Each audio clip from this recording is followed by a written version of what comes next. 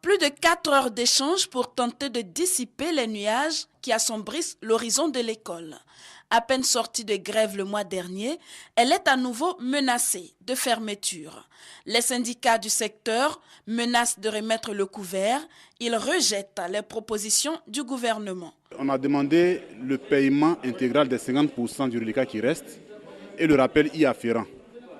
Malheureusement, le gouvernement s'est prononcé que sur une partie de ces propositions, c'est-à-dire verser 25% en mars 2013 et concernant l'autre partie du reliquat, ce n'est pas véritablement à l'ordre du jour, notamment aussi pour le rappel. Donc vous voyez que la proposition du gouvernement n'est pas complète. Le gouvernement a donc d'ici à la fin du mois de décembre pour payer l'intégralité des 50% restants des effets financiers du reclassement des enseignants, ceux de leur bonification indiciaire comme convenu en 2009.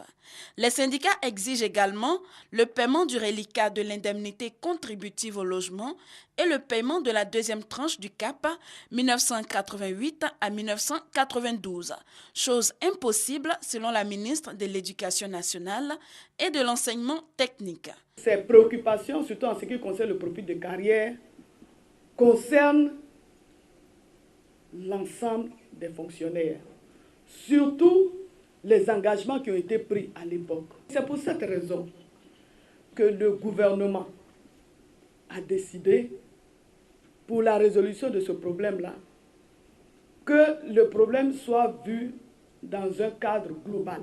Et dans le budget 2013, il est prévu une enveloppe de 42 milliards 600 millions pour régler une partie des engagements actés concernant les différents secteurs de la fonction publique. Les guides religieux et les chefs traditionnels initiateurs de ce face-à-face s'insurgent contre une éventuelle fermeture des classes, qu'elle émane du gouvernement ou des syndicats. Nous nous sommes engagés à rencontrer les syndicats pour continuer de discuter pour trouver un avenir meilleur pour l'école ivoirienne. C'est par rapport aux notes que nos enfants sont évalués. Nous allons leur demander de libérer les notes pour que nos enfants puissent partir en vacances de Noël, pour que nous, parents, nous puissions savoir ce que valent nos enfants.